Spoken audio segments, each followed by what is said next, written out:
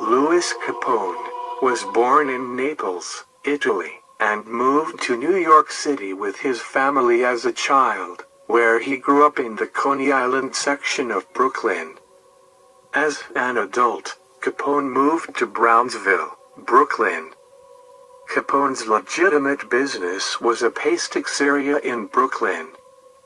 The pasticceria became a popular hangout for teenagers, including future street gang leaders Abe Reles and Harry Mahoney. Capone built up a rapport with the boys by giving them free food.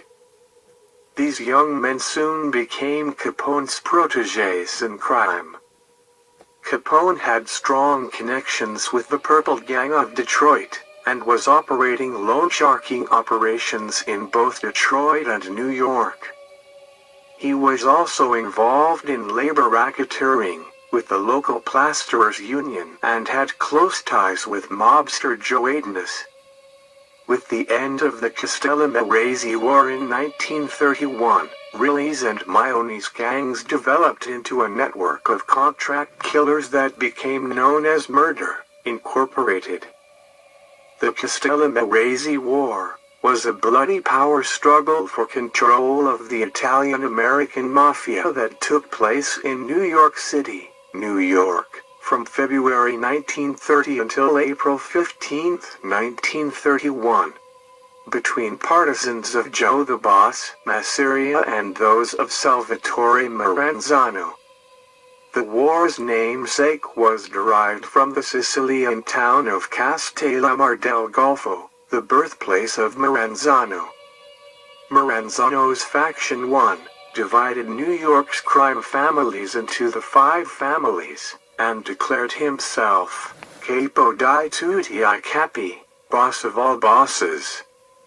However, he was soon murdered in September 1931 on orders of Lucky Luciano, who established a power-sharing arrangement called the Commission, a group of mafia families of equal stature, to avoid such wars in the future. In the 1920s, mafia operations in the United States were controlled by Giuseppe Joe, the boss Masseria, whose faction consisted mainly of gangsters from Sicily and the Calabria and Campania regions of southern Italy. Masseria's faction included Charles Lucky Luciano, Albert Mad Hatter Anastasia, Vito Genovese, Alfred Mineo, Willie Moretti, Joe Adonis, and Frank Costello. However, powerful Sicilian Don Vito Ferro decided to make a bid for control of mafia operations. From his base in Castellammare del Golfo, he sent Salvatore Maranzano to seize control.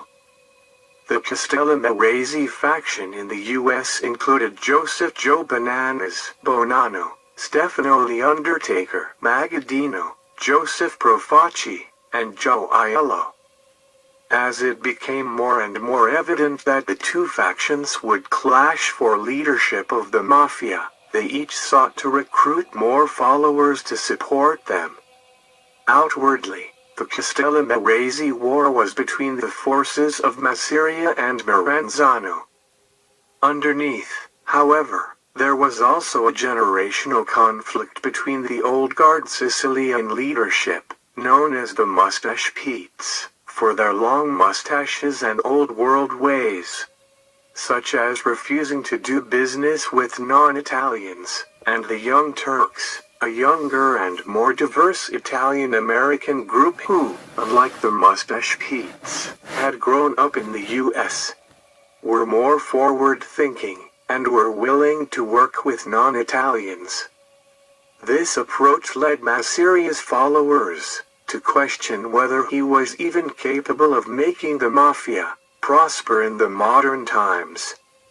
Led by Luciano, the aim of this group was to end the war as soon as possible in order to resume their businesses, viewing the conflict as unnecessary.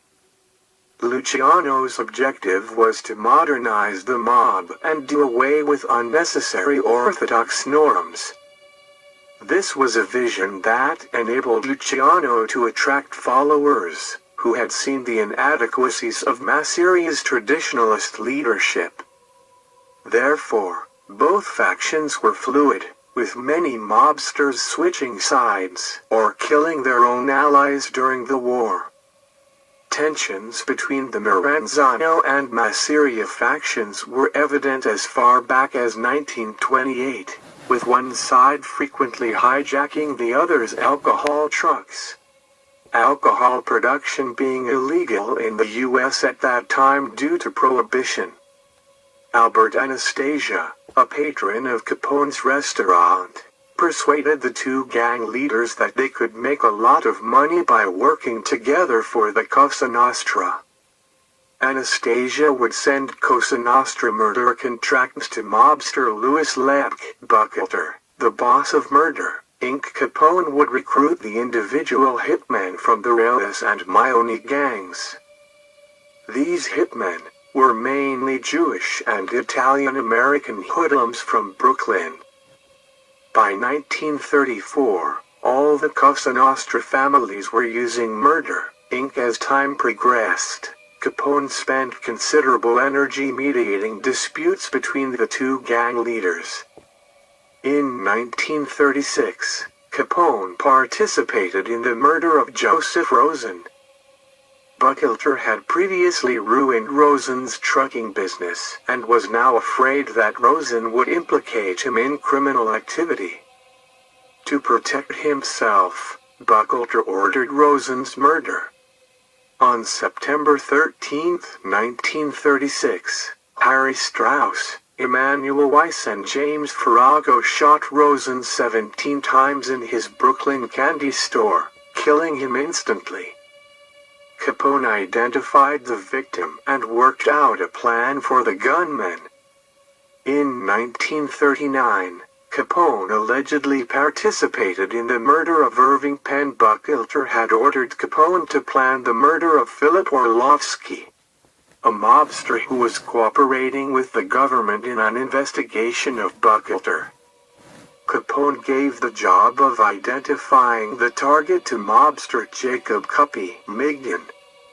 On July 25, 1939, Migden mistakenly identified Penn, a publishing executive, to the alleged hitman Gioacchino Jack the Dandy Parisi, who then shot and killed Penn in front of his home in the Bronx.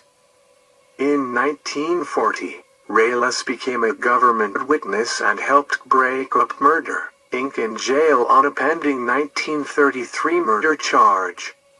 Reales gave in to pleas from his wife and agreed to help prosecute Capone and the rest of the organization. In early 1941, as a result of Reales' assistance, Capone was indicted in the Penn murder. However, Capone never went to trial on these charges. On November 30, 1941, Capone and the other defendants were convicted of first-degree murder in the 1936 Rosen killing.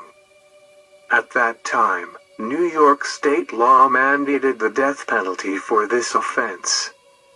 Over the next 2.5 years, Capone and his co-defendants filed a series of legal appeals that culminated in a case review by the United States Supreme Court.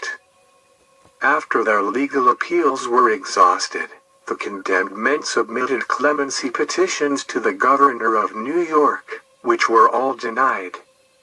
On March 4, 1944, Louis Capone went to the electric chair at Sing Sing Prison in Ossining, New York. Capone had no final words. He was followed by Weiss and Buckleter, who also were executed.